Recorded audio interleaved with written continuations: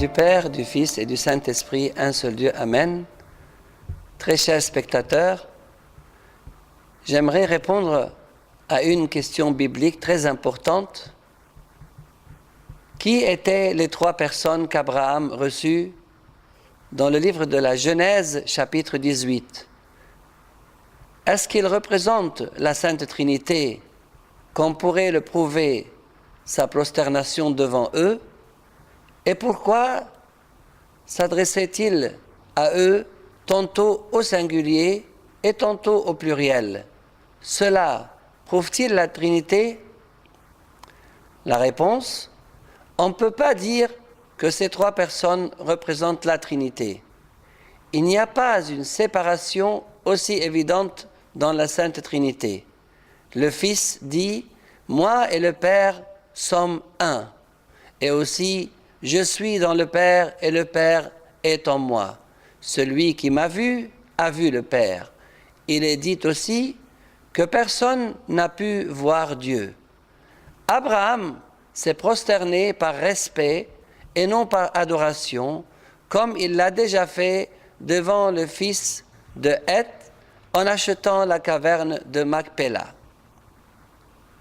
Abraham savait qu'il n'était pas en face de Dieu, sinon il ne lui aurait pas présenté du pain, du lait, du beurre et de la viande en disant « Reposez-vous sous cet arbre, prenez ce morceau de pain pour fortifier votre cœur, après quoi vous continuerez votre route. » Les trois personnes étaient le Seigneur et deux anges. La rencontre terminée, les deux anges se dirigèrent vers Sodome, tandis qu'Abraham demeura avec Dieu et intercéda pour Sodome. Abraham s'adressait parfois au Seigneur et parfois à ces deux anges. C'est pour cela qu'il parlait tantôt au singulier et tantôt au pluriel.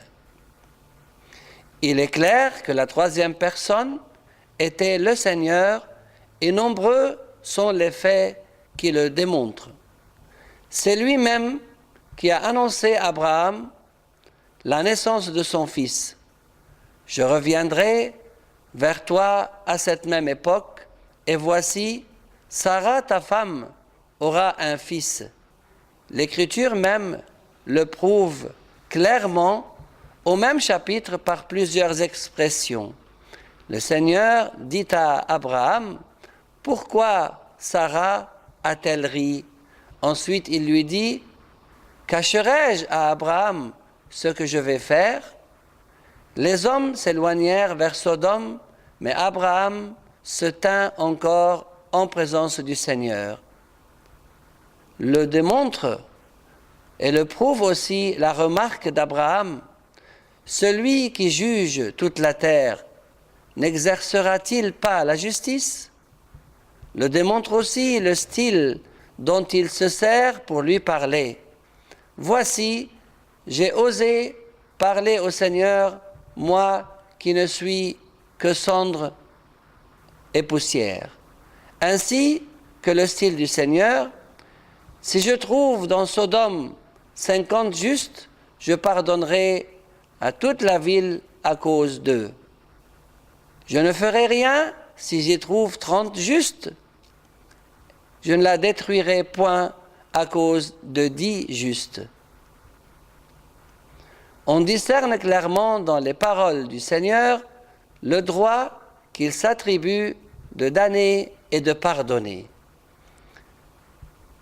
Que les deux autres aient été des anges qui se dirigèrent vers Sodome, les textes le démontrent aussi, et ainsi que l'épisode de Lot qui nous est bien connu.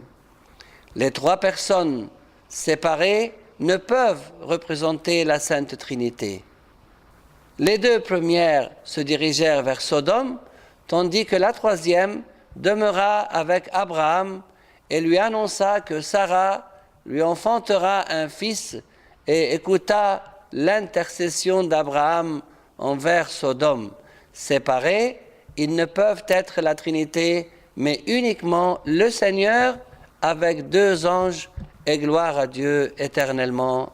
Amen.